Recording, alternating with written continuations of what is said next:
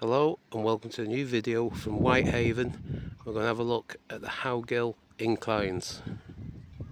The Howgill Inclines are located to the southwest of Whitehaven Harbour and were built to serve a number of local coal mines, including the Wellington Pit, the Saltham Pit, and the Hague Pit. The original incline did not reach right down to the quayside, so at the bottom of it, coal was tipped from the trucks down something called hurries into the holds of waiting ships.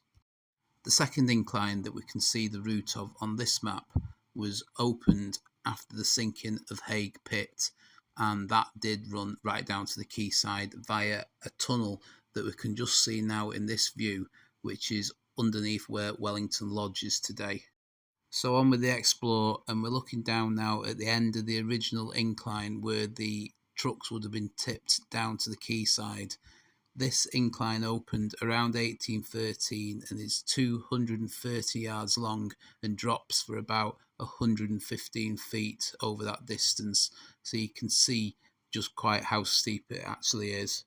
Here's a closer look at the end of the original incline and the spot where the wagons would have been tipped and the coal would have fell down shafts called hurries down to the boats in the harbour. We're now looking down onto the second incline, which was in this cutting, and was stood on the spot where the tunnel would have started, which led down to the harbour. The new incline was opened in 1923 to provide extra capacity after the opening of Hague Colliery. Wellington Pit was one of the collieries served by the incline, and the candlestick chimney, along with the lodge, are the last surviving parts. So we're at the top of the cutting built to accommodate the second incline, and you can see at the bottom of that the infilled tunnel that led down to the harbour, which was at the side of the white building, which is Wellington Lodge.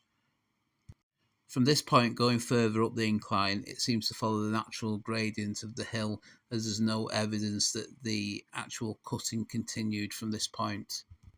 The footpath appears to be built on the track bed of the incline, and just looking down now you can appreciate the gradient that it does go up. Now up on the top, I don't know if this is just a culvert or whether it is anything to do, but these Howgill Inclines, probably a culvert, looking at that.